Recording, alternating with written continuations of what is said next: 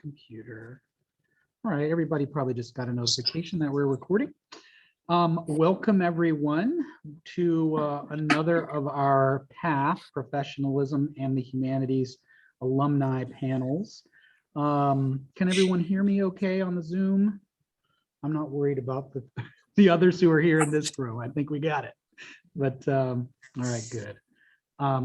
Please let me know if you can't. And Scott Langton, who's on Zoom, is going to be watching the chat for us. So if you have a question or a comment, he'll just interrupt and let us know.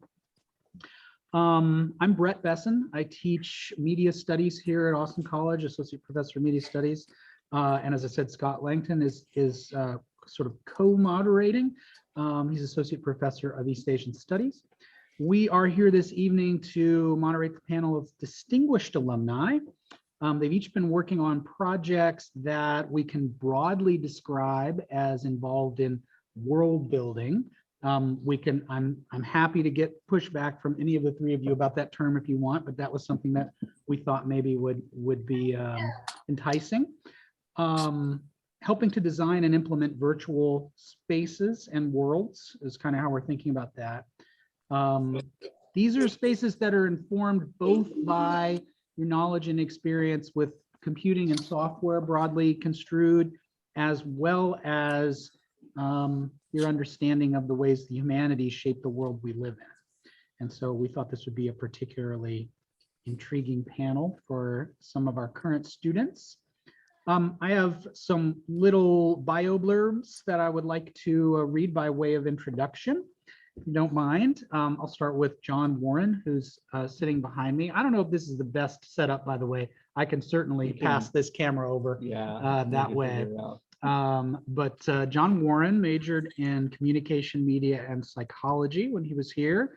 He's been involved in several media projects since graduation, including founding Many-Core Studios, an indie game company in Austin, and serving as head of media at Fanbyte, which, as they say, is, quote, the internet's very best website and podcast network, unquote.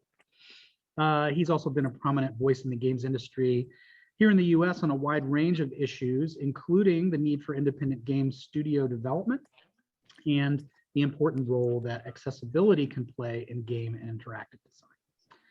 Kacey Eichen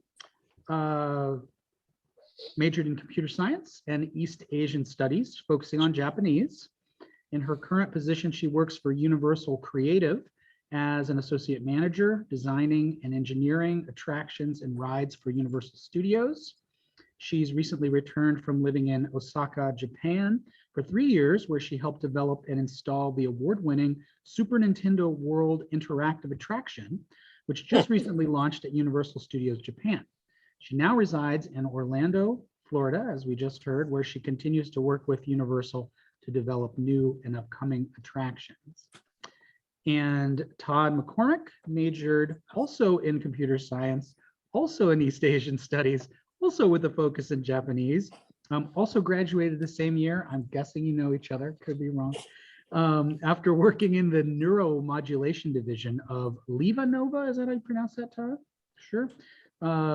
Developing implants to reduce the frequency and severity of epileptic seizures, Todd recently moved to Colorado to work at Beckman Coulter Life Sciences, designing cell viability analysis equipment used in vaccine research. Please welcome all of our panelists.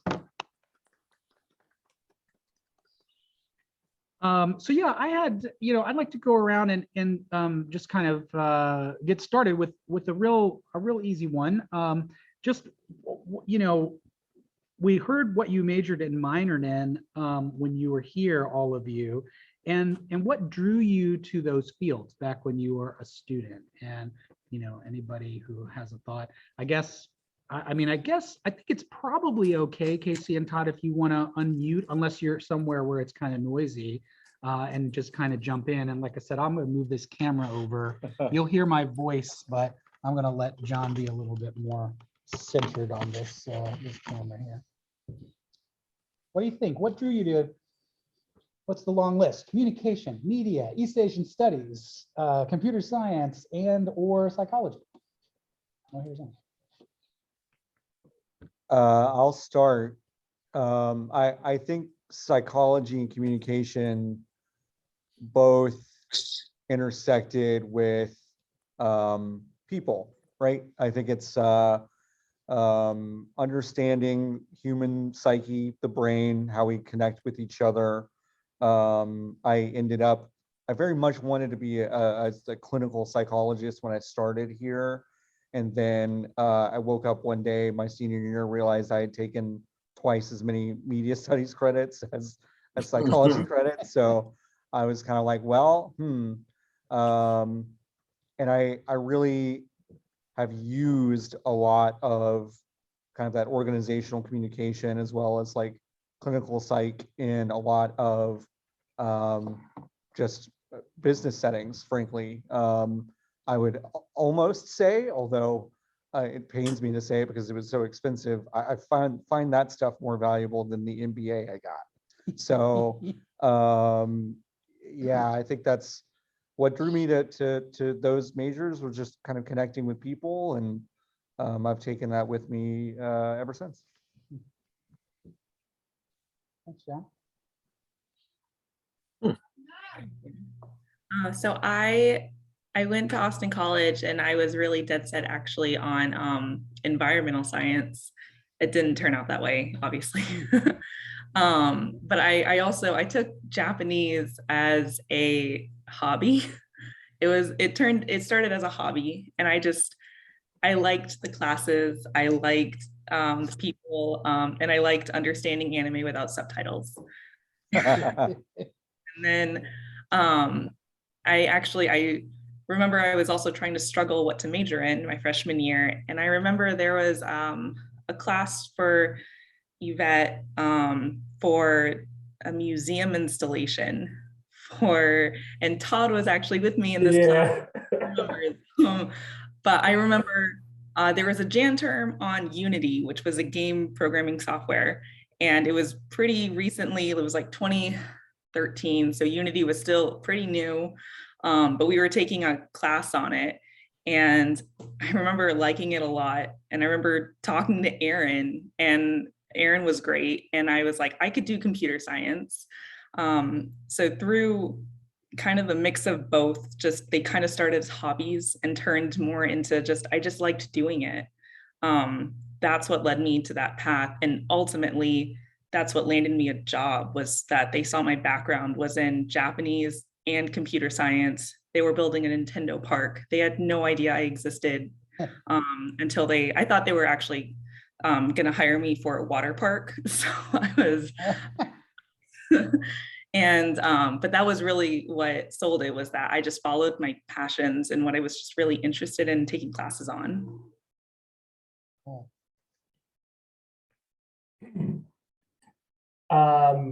Probably not as exciting as that.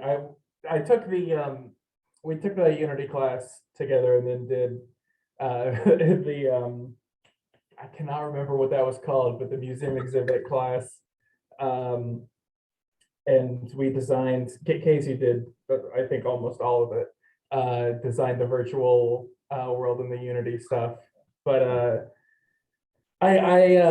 sort of boring, I guess. My dad was a programmer for a long time, and so I kind of followed in his footsteps, except he's mega old, so his computer science knowledge was punch cards and Fortran and stuff, which we always would joke about with Aaron. But Japanese, I have a fascination for languages, I guess. I took Latin in high school and in middle school, and I took Spanish in elementary school, and I'm really fascinated by just like different languages, and Japanese seems like a really cool, like completely different than any Romance language, anything I'd done before. And so that's sort of want to do it. Also the weeb stuff too, for sure. So You're the first one, Todd. The first one to see those connections. yeah. So for you, Todd, it was you came in with those two things kind of pretty well in mind, or did you kind of find your way? With John and Kacey both kind of said, well, I got to Austin College, and then the things I was interested in kind of drew me in. But were you a little bit more on a path when you came in? I knew for a fact I wanted to do computer science, Mhm. and it was a reason I went to Austin College in the first place. I sat in on one of Aaron's classes, and when I visited, and so I knew I wanted to do computer science. Japanese just kind of happened, and I had awesome. Scott's awesome. Went to Japan twice. That was cool. Uh, and after my semester there, I had enough credits to double major in it. So me and Scott just like worked that out. I was like, this is yeah. So I kind of fell into that part of it. Yeah, I mean, I certainly find that to be a recurring theme at AC, right? Like a lot of folks come in and don't necessarily know what they want to do, and they may have had some people in their life tell them that they should, and so we feel Yeah. kind of some stress about that, but I think, it sounds to me like one tentative thesis conclusion from this is that you shouldn't feel that way. There are lots of directions you can go, following what you're passionate about. I wanted to ask if, I mean, I think some of you have already kind of mentioned this, but, and maybe it's more obvious in some cases than others, but, if you could talk specifically about connections that you have found in the work that you're doing now, and the programs and course of study that you took when you were here. Obviously, if so maybe I could start by saying, Kacey, have you used Unity since you graduated? Every day. Every day. Everything that I did at work was Unity based. That was what kind of landed me an internship, actually, was I knew Unity. It's what motivated me to go to graduate school as well, was I knew Unity. I was a programmer there as well. And every day I was using Unity, even when I got into the field, and I still use it. And then Japanese, it was pretty obvious, and not in the way I think that you would expect, because we did have interpreters every day. But what was really special was that I understood things that I shouldn't really, didn't expect me to understand. So I understood like Japanese poetry or Japanese art, or filmography. And like we talked about like old directors and their stance on how their movies impacted the culture, and things that I took in Eastern Asian languages and cultures, that really ended up helping me just form relationships with others around the world. That was really cool. Yeah, that's awesome. That's awesome. I mean, I feel like I can apply a lot. I mean, I think media studies gave me a critical eye that I'm not sure I would have developed naturally, which has helped me a lot with my current position, the head of media. I've been able to hire a lot of people who are frankly a lot better at it than I am, but Seeing why they would be seeing good. why, Yeah. because Mike Fairley and Dan Setterberg's like org-com classes, honestly, like that stuff was based on, I want to say, like textbooks that were like 60 years old at the time.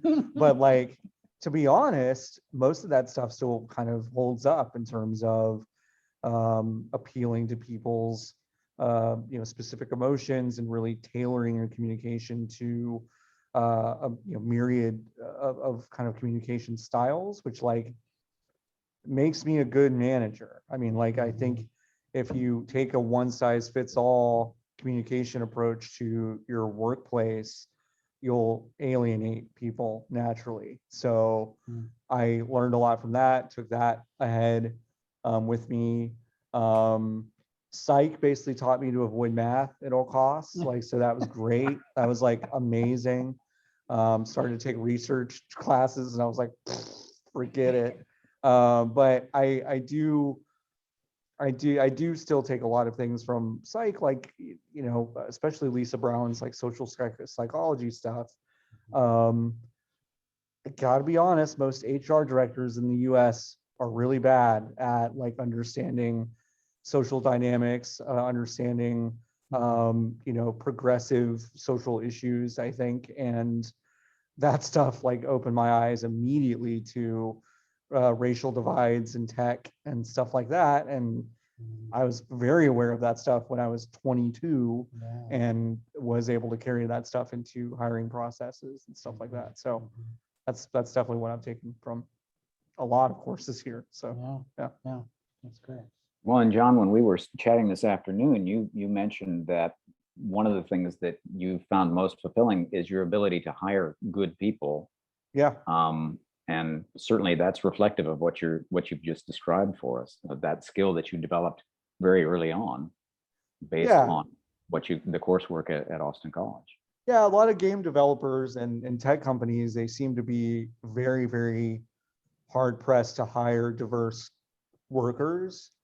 It's not hard to do, like it really isn't. And I know that's just kind of easier said than done from an outside looking in, I guess, but it wasn't tough for me to ever do. And it's not tough to develop the resources and know how to get better candidates to apply to your job. So, but I did have a leg up, I feel like. So, yeah, I definitely took that with me.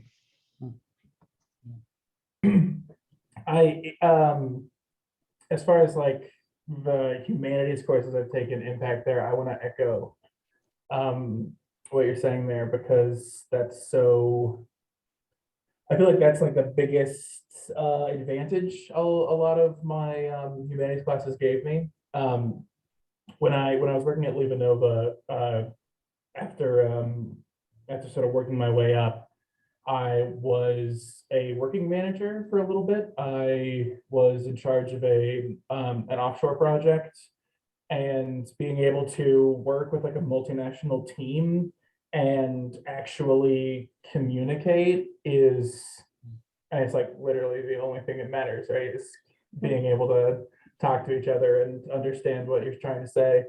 And having this background from AC of dropping into different communities with a different work culture and regular culture and vast histories of differences, because that's I feel like I'm rambling so much, but it really helped me a lot there. I would say like it wasn't until AC that like you learn that the importance of diversity in the workplace, really getting different perspectives from people with different cultural backgrounds that understand things, that you could have someone who would bring something to your attention that you would never in a million years have thought about, because your mind isn't wired that way, because you didn't grow up where they did, you didn't have their cultural inputs. And so having those different opinions and perspectives helps keep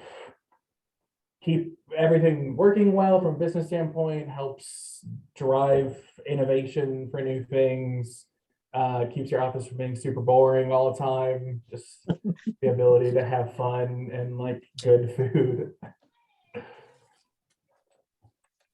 Great, thank you all.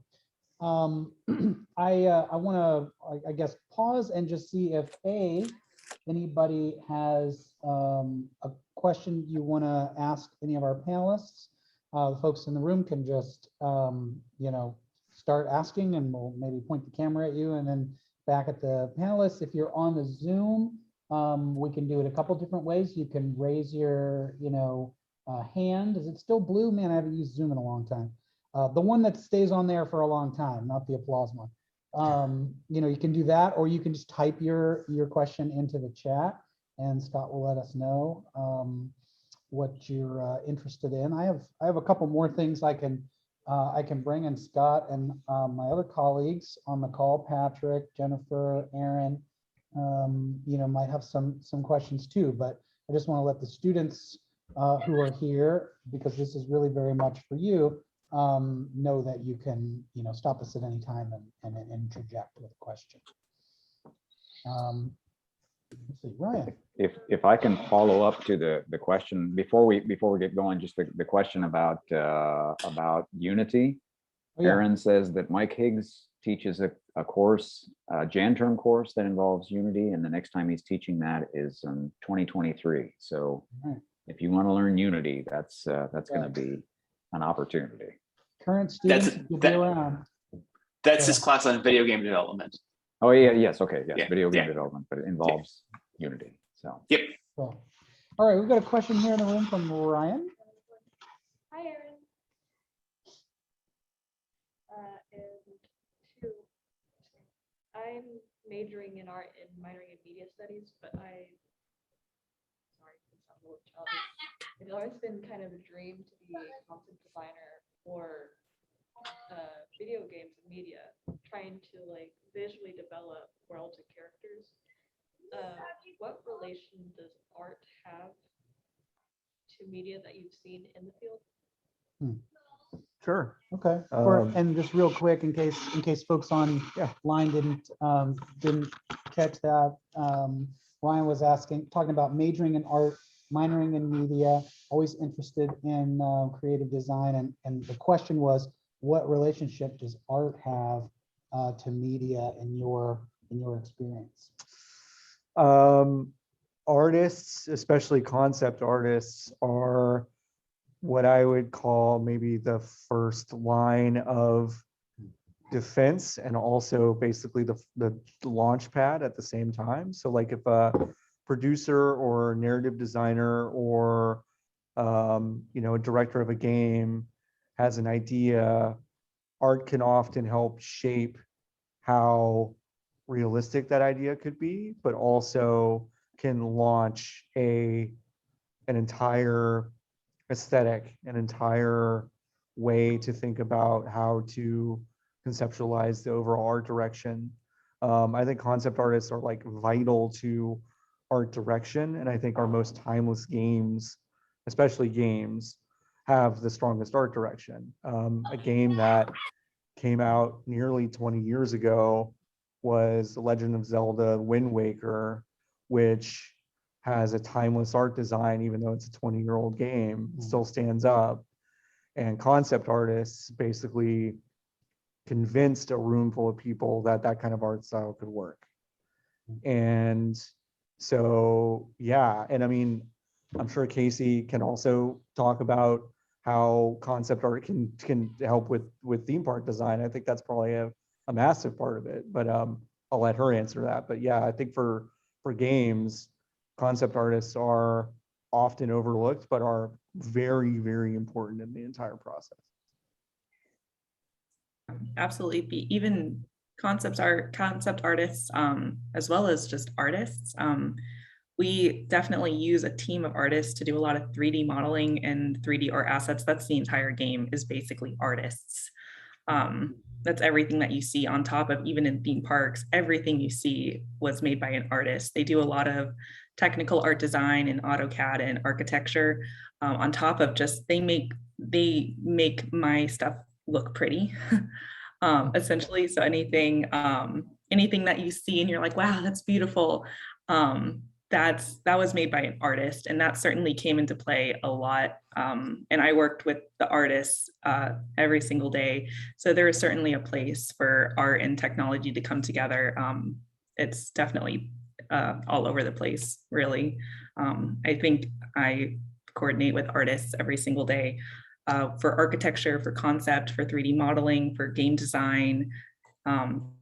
It's a really big field. Mm-hmm. Yeah, it's funny. We were just talking. John and I were talking right before we started about how there was that moment, Aaron, when you and Mike and I were kind of talking about, is there a game thing here at AC? And we had the director of graduate studies from the Guildhall, which is a game design studio run by SMU, come up and talk to us. And John and I were chatting about the fact that, they have these kind of traditional areas in the game design, level and narrative design, which maybe has some parallels in what I'm doing over here in media studies a little bit. Programming, parallels in computer science, but then a big one that they recognize and train people in doing with that. We don't have as much of a kind of interest in here is art design. Where it's a kind of a third pillar that sort of holds up, game Yeah, design. sure. Yeah, it's huge. Good question. What else? I can interject here. Yeah. There is a question in the chat that says, to all our panelists, if you could get in the Wayback Machine, what advice would you have for your first year college student self?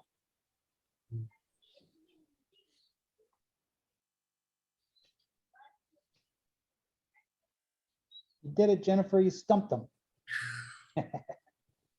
I have a pretty easy one, but I would have taken C++ instead of Python. I'm pretty sure Kacey took C++ when Mike offered it, and I completely regret not doing it because my first job I was a C++ developer for 3 years, and all I knew was Java and Python.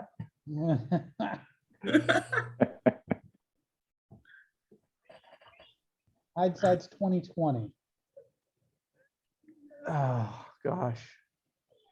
I think I would tell myself to take the classes that just sounded interesting. Don't just take the ones required. But I bet that there were always cool classes that I was like, oh, that sounds cool, but I have to do this class. But I really wish I took a Greek mythology class. Why not? And took a class that I didn't necessarily have a plan to take, but something that interested me. Because I definitely think when you're in your first year, I was so dead set on, environmental science. I needed to take fundamentals for those, maybe biology. I could do pre-med, things like that, where I didn't take what I really wanted to take until I really took the game design class. I think my funny answer is quit taking classes at 8 a.m. or whatever the earliest one was. I used to email this guy to my left like 5 minutes after his class started, being like, "Oh my God, don't I overslept?" Oh, like it's terrible. Press classes were always really early. I remember that. But I think Casey's point is probably what I would say. I think like 4 years is a long time, honestly. Looking back, it doesn't feel that way sometimes, but I think like that freshman year, just you don't know what you want to do. I think even if you think you know what you want to do, I really don't think you do. I know that sounds very much, I know that sounds annoying. Like, you'll understand when you get older that you don't know what you want, but like, trust me, you don't. Like, I think people who are on such a track are less open to exploring the real nuts and bolts, I think, of this college, honestly, which is being able to take a well-rounded course of study. And I think your first year, if you can stand it, if you can really, tough it out, take a lot of different stuff, take things in different disciplines and see where you land. And just like, don't stress about a class that you thought was fun, but doesn't add to your resume or whatever. Like, if you liked it, you'll take something from it. I guarantee it. So. Did any of you all do a directed or independent study? And what, if so, what was it?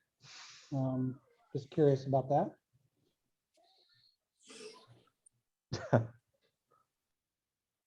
As a reminder, a directed or independent study is a course where it's just you and the faculty member, and you and the faculty member to varying degrees design it together, or you present a proposal and then. Well, the museum class that me and Kacey have mentioned a couple times, that's like, it wasn't an independent study class, but it was That's this kinda like it, very right? interesting, yeah, cross-functional class that we took. Mhm. When at the, is it, cannot remember the name of the museum in Dallas. I can help you with that. I remember, Todd. It was That's what you remember? yeah. Can you hear me? Yeah. That was the Trammell Crow East Asian Art Museum, right? Yeah. Yes, And you guys, do you remember this, Scott? You guys, Yes. several of you remember this, yeah, and Yvette, had them do the background information, and they used Unity for the virtual part of that. And they had QR codes and everything. Is it, I want to say Tibetan art exhibit? right. Yes, that's right. It was also So- part of the Mellon grant from way back when. Yes, it was. Digital humanities, yeah. Yeah. We did 3D modeling. That was pretty neat. I remember driving down to Dallas. Well, I didn't. I remember carpooling with Kacey and Charlotte down to Dallas every week, and barely getting there in time. Almost always getting late, and people getting upset at us. Bunch of freshmen in this class.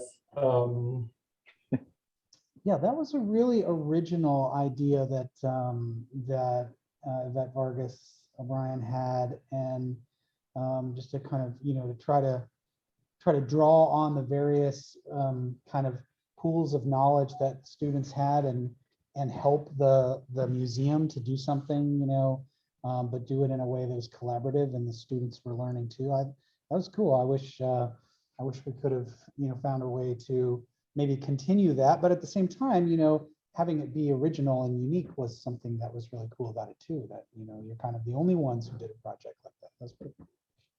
Yeah.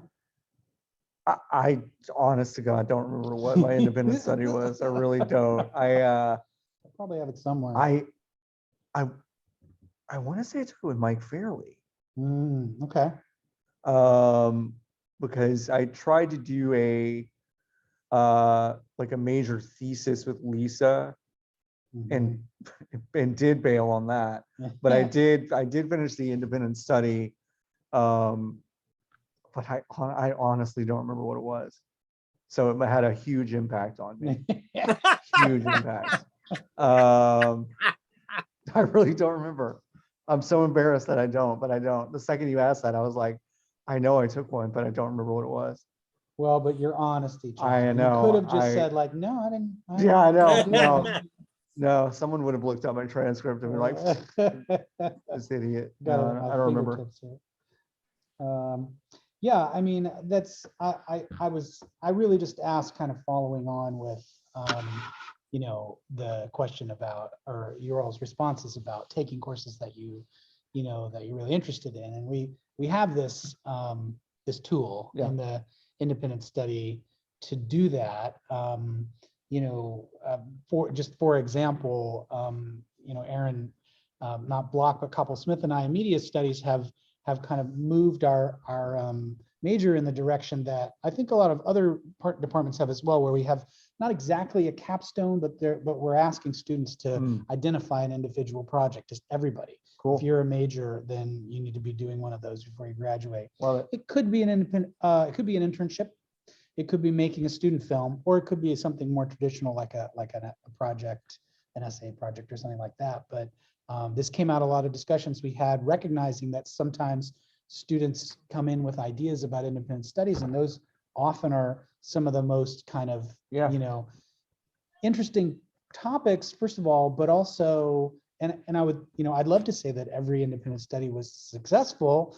It isn't actually, but always students learn from it. Yeah. Even if it's just about, like recognizing your own kind of, limitations and, and that kind of thing. Like it's students always grow when they do these, Yeah.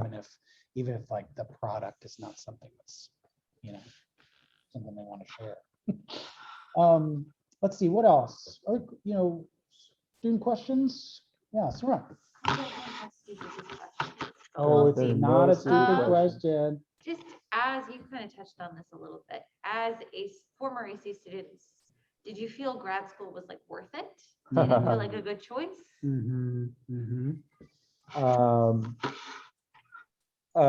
So the hard skills I learned from grad school, yeah. So I knew nothing about accounting. Now well, I at one point knew some things about accounting. So I've hired people to do that for me.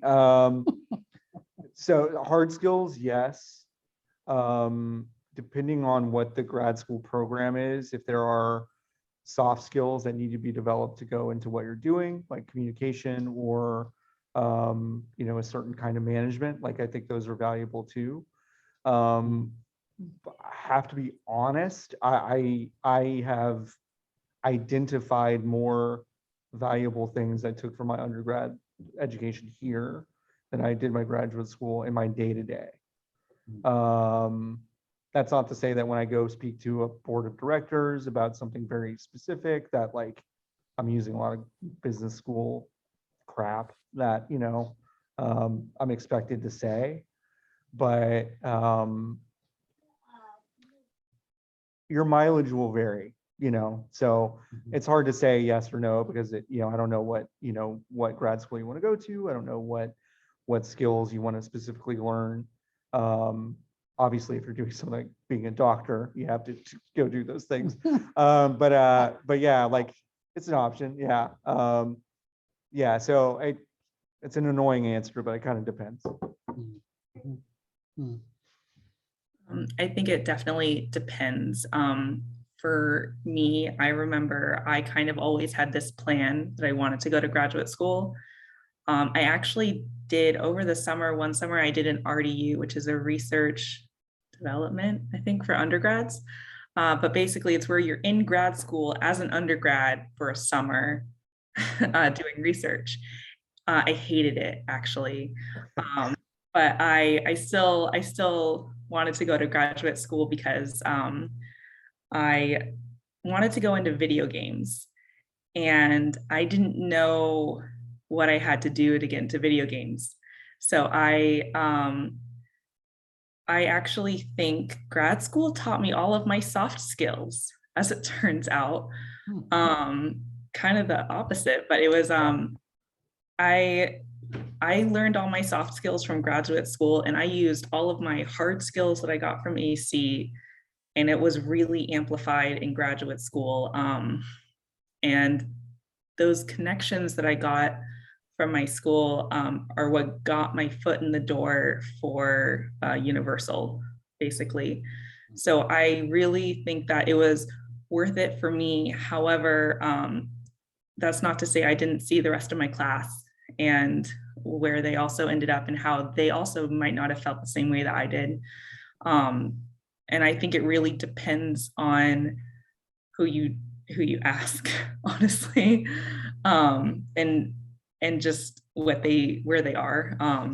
I feel like it was worth it for me and where I wanted to go. And I think that was only because it happened to work out, in all honesty. So I don't know.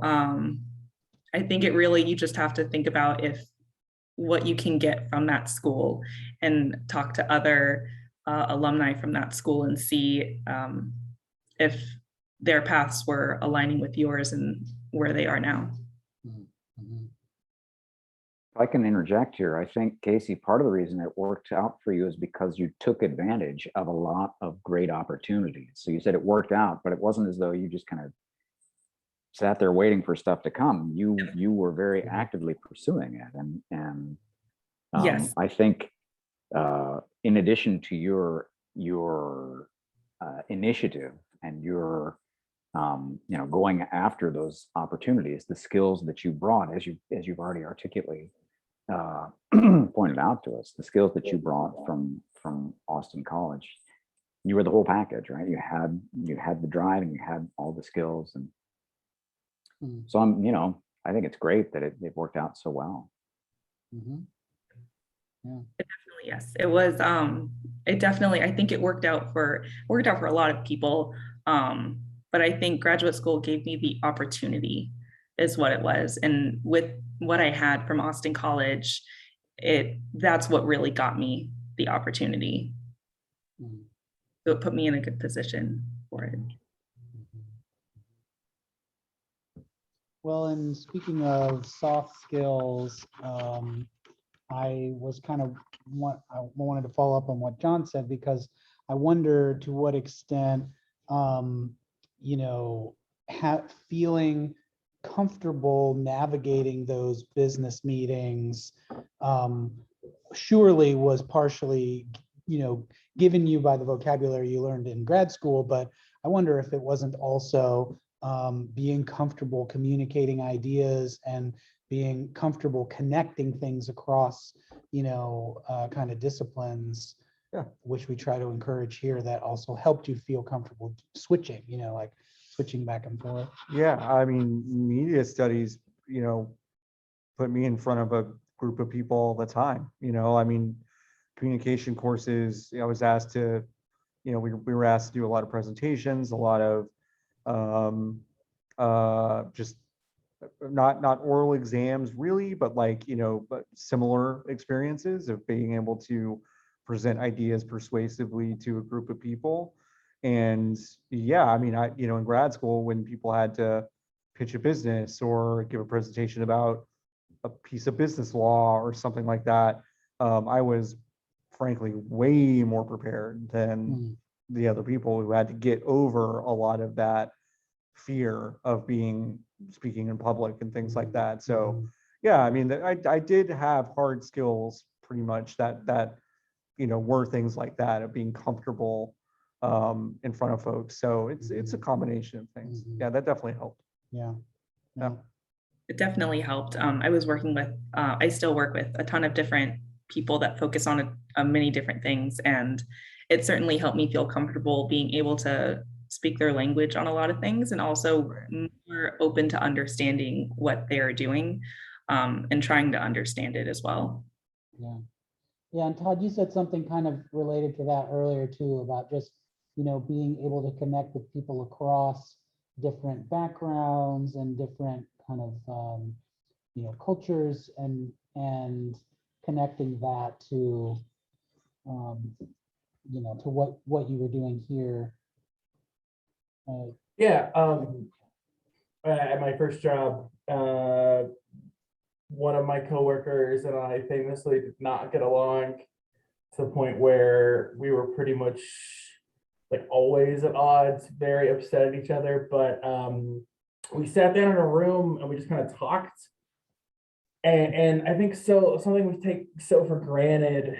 I don't know where here in America, and certainly where I grew up in Texas, just like assuming that we all speak the same language if we are all speaking literally the same language. And it's, well, once you kind of get past that and you can really try to like understand what someone means, I mean, like really the whole benefit of communication, right? Having learning things, subtexts behind what, learning what's behind people's words and stuff. I sat down with that guy. We just were in a conference room for like an hour. And we just talked, and after that, we were like best friends. We got tons of work done. That kind of communication, I think, really helps. And some of that too, not just humanities classes, but also that kind of business language. I didn't go to grad school. But my advice for that kind of thing is AC has a great careers office, and you should talk to them. You should get an internship. I sort of going back to Jennifer's thing from earlier, I regret not doing an internship. You should take an internship. If you're interested in computer science, take Mike's software engineering class. Because that kind of, I don't know, job, business knowledge, find whatever equivalent that is for your fields, and talk to some people in the industry. Get to know them, get to know what they do. Because as much as you can take to prepare yourself for a job, when you start working, there's always going to be stuff that throws you, and just like having to be ready for that kind of everything in the world being different all of a sudden for the first time in your life yeah, you take something that helps that. I guess that's rambling so much. Thanks. If I can follow on to Todd's comments about you know, kind of putting together stuff and being ready for something you don't understand. So I'm curious about your work at the first company, developing working on a product that has a very like medical kind of biotech application, and then in the work you're doing now, it seems to me it's also very much related to the biotech industry, or correct me if I'm wrong, you don't really have a background, or at least at Austin College, you didn't take courses in biology or physiology, anatomy, or any of that kind of. So if you could talk a little bit about how you were able to parlay the skills that you do have into an industry wherein you have no background. How did that happen? Yeah, so like Scott said, I don't have any background in biology or really any science. And unlike Kacey, I didn't come thinking I was going to do any science. So I think I took two non-major, two physics classes for non-majors to get my science credits out. But yeah, so it's kind of crazy. Where I was in the medical industry in Houston, we were working on these devices. They're implantable pulse generators, kind of like a pacemaker, and they have a lead that goes and connects to your vagus nerve, and they stimulate every so often with a little bit of milliamps, and that can help reduce seizures, both like frequency and severity, and it's super helpful for a lot of people, especially people who like traditional drug treatments aren't working for. And so much of what I was doing there was like, yeah, like learning a foreign language. I'm sure like a half dozen of the words I just said are all complete gibberish, right? So learning these new words,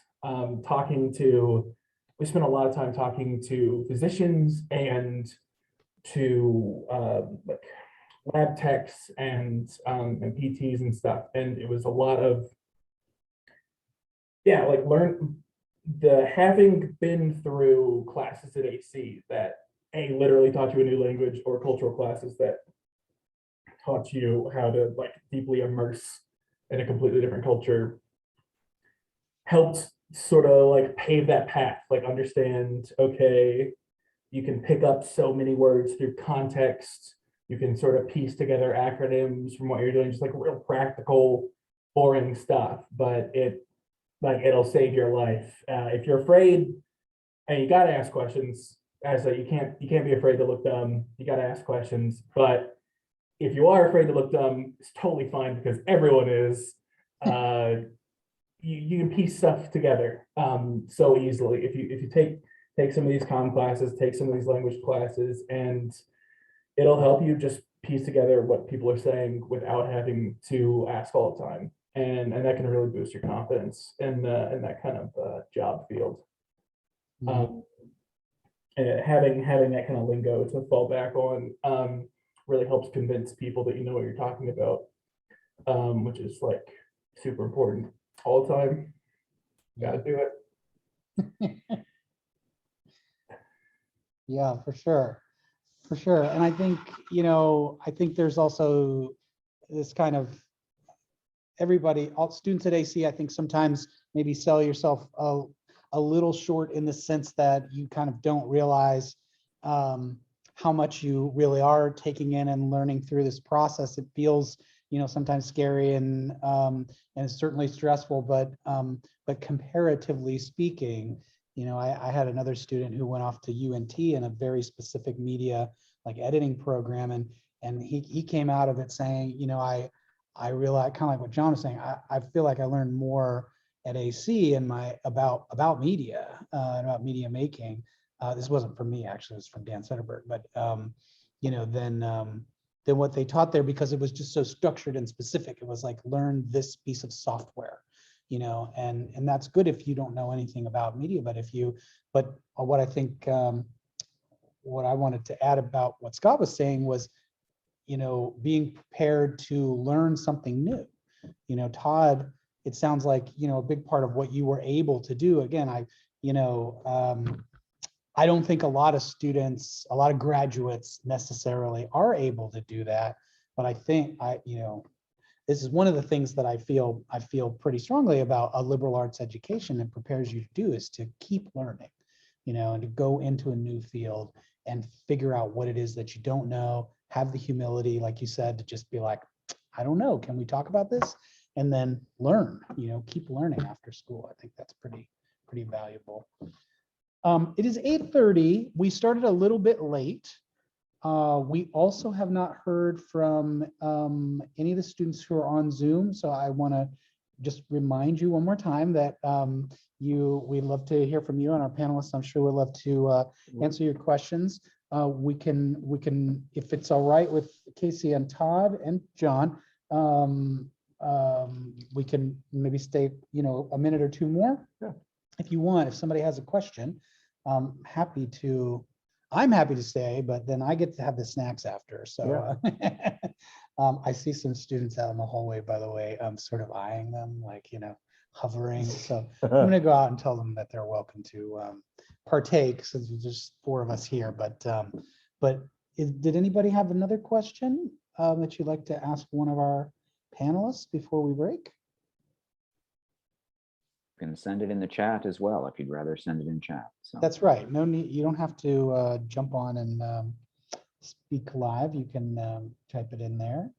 Mina asks, how were you able to start or even find internships, the ones that you were involved in? Career services. I was bugging Margie Norman a lot.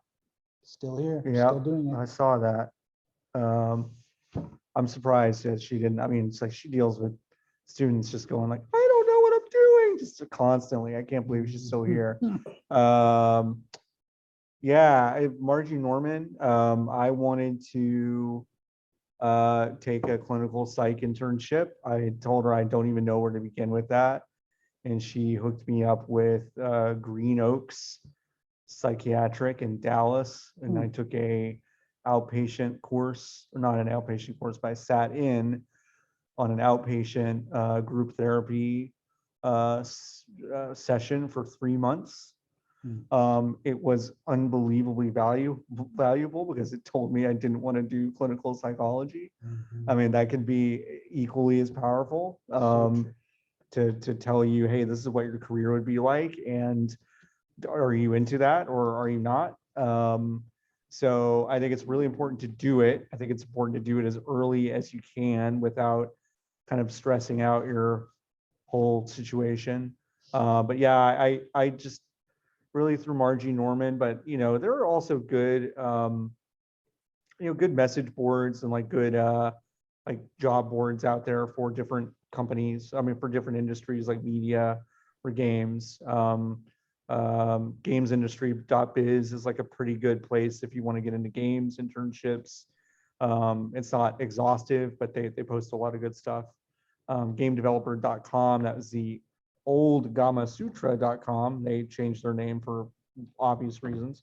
And they also have a lot of boards if you're into games, you know, in games media. Right. I say don't be afraid to just sign up for stuff. Like everybody gets imposter syndrome with this kind of thing, especially when you're just starting out. Just sign up for everything. Seems interesting at all, seems like it's something you want to do. Like the worst they can say is no, and it's just take it. You need it.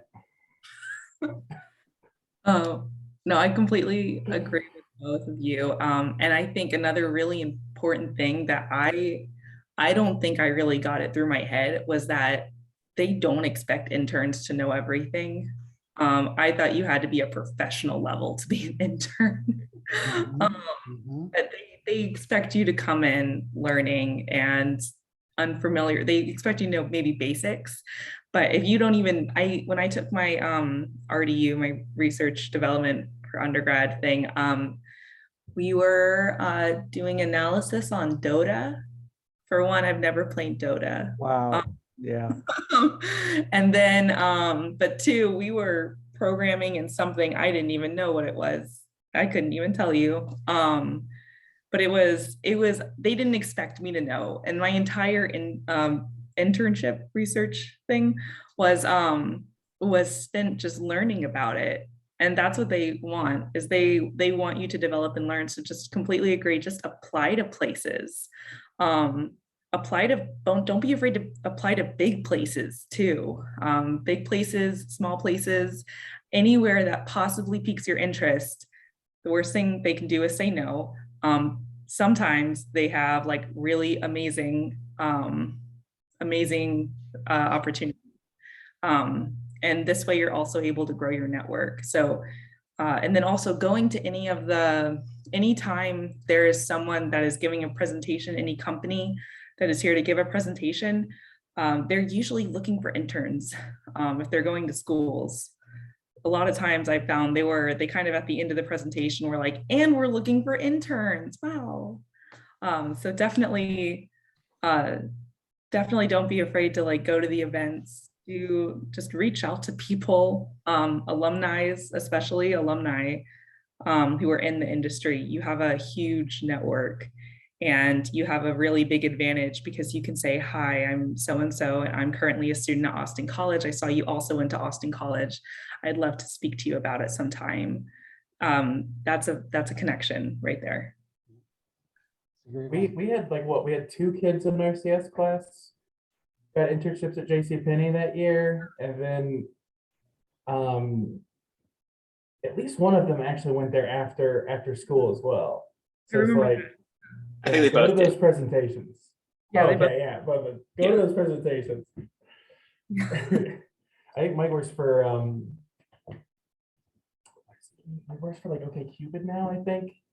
Is that at JCPenney? But yeah, go to those presentations. Casey's so right. Like, you have nothing to lose. Neither of them work for JCPenney's anymore, since JCPenney's kind of doesn't exist. But Yeah,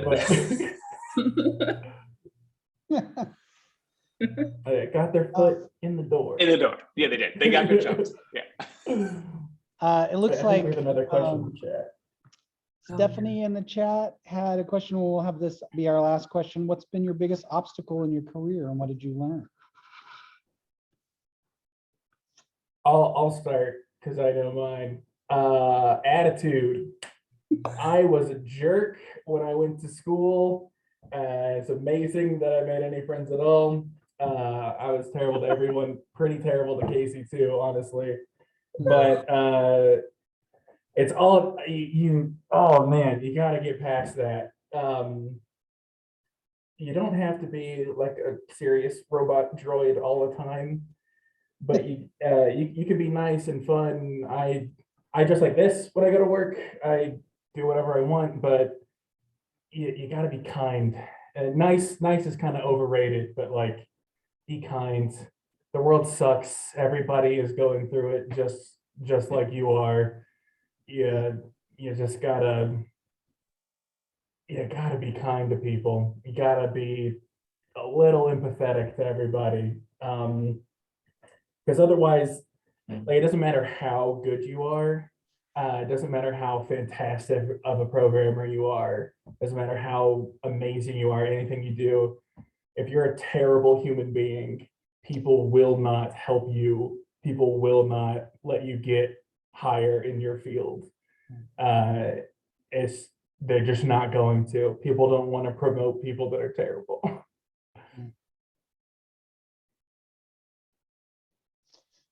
Yeah, it's true.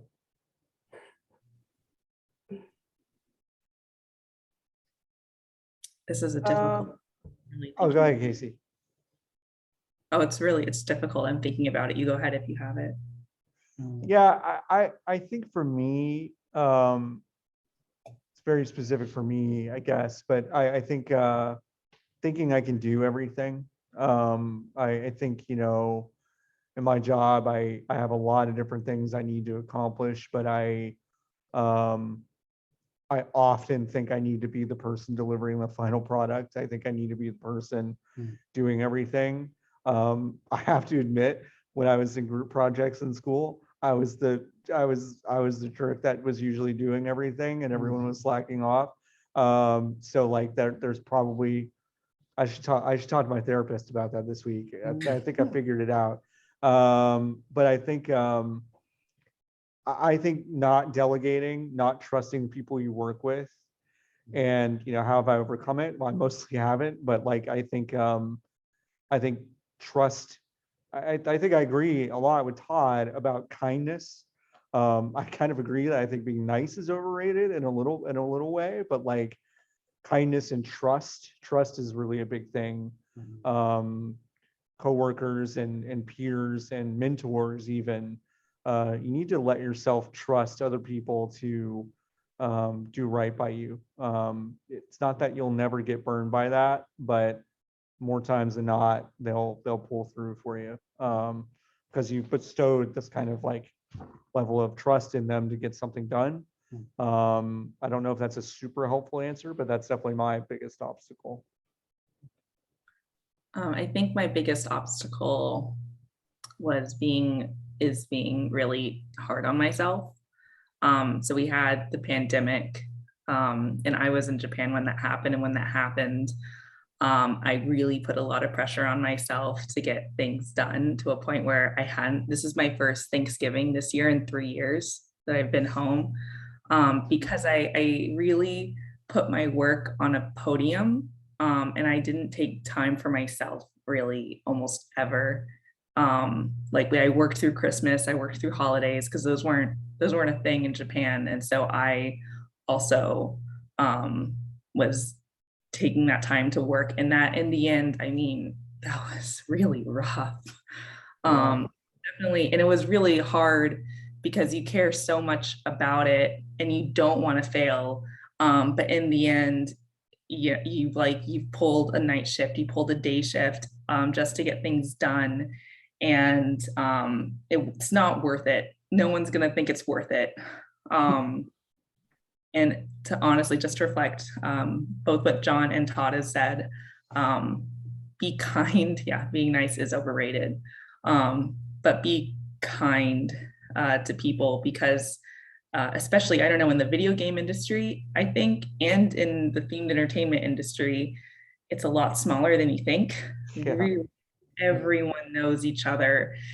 And the second that anyone gets a resume in front of them and they recognize your name, they'll say something. And so just if you make connections though, if you reach out to others and show like your interest, your passion, and just show like you're interested in it, then I think it's something especially to help you get your foot in the door.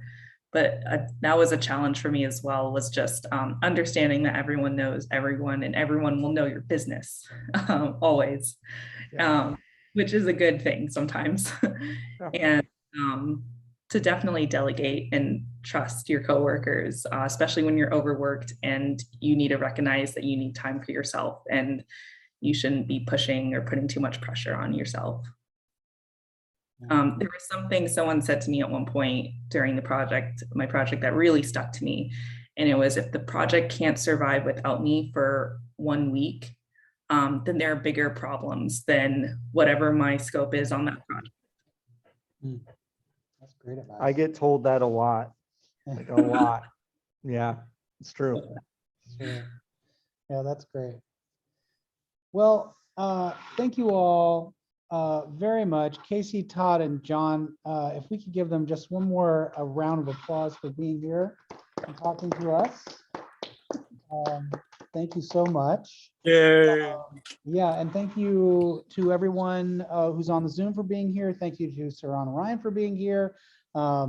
thank you to Aramark, and I think the students outside are thanking Aramark for the snacks that we have. And of course, thanks to PATH, Jennifer Johnson Cooper. We couldn't have put this together without all of your hard work. And I want to thank Scott Langton also for helping me to put all this stuff together. This has been a great hour that I've gotten to spend with you all, that we've gotten to spend with each other. And I hope all of you students feel like you are taking something, valuable away from it. I hope so too. Thanks again. See Yeah, you all I later. want to echo that. Thanks to all our panelists. Thanks for all this really sound, really good advice. Really great to hear from you. So, and great to see you all again too. It's been a fantastic to see you. Yeah, sorry. I'm glad you could come, Aaron. Thanks. I'm glad. Thank you guys for coming. This is great. I Really great getting to see you all again. It's been so unreal to see you guys again. Honestly. Yeah. It's very weird to see you as well. It's Like I'll talk about you guys like with coworkers and stuff, and I'll tell them, oh yeah, my comp sci professor, huge Nintendo nerd. Like, I was so excited when I found out you were working on that. The fact that you work on that may come up in every class I teach. So I want you to know that you are that Shigeru Miyamoto knows who you are. What? Wow, no, that's great. That's I met huge. him and I was like, oh my god, my comp sci professor is a huge fan. well, thank you so much for doing that. And congratulations so much to all y'all. It's so absolutely wonderful seeing and hearing from what you all do after you graduate. I love having you all in the classroom, and I wish you were back there, but I love hearing what you all do, and it makes me so happy to see how well you are doing in life. You're here. I agree completely. Exactly. Thanks, y'all. I mean, y'all did it. Yeah. Y'all, Wow. Come on Man. now. y'all helped. Y'all helped a lot. Again, that's an Austin College problem is, lack of humility. No, too much humility. Let's switch it. Too Yeah. much. Too much. Well, thank you all for coming. And thanks everybody again. I'll let the Zoom stay on for a second or more if folks want to just chat. And then I'll drop in a minute, but we're going to go ahead and start clearing things up here. So thank you very much. Appreciate it. Cool. Well, Todd, from your old mentor, man, it's good to see you, buddy. It's good to see you too, man.